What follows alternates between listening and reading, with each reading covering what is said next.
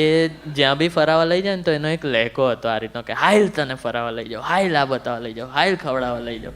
તો મેં આમ જોક બનાવેલો કે અગર જર્મનીમાં પેદા થયો ને તો કે હાઈલ તને હિટલર બતાવો એવું.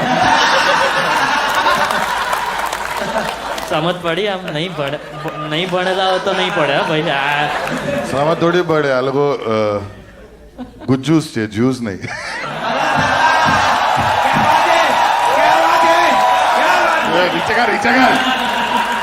યુટ્યુબ બંધ કરી દેશે.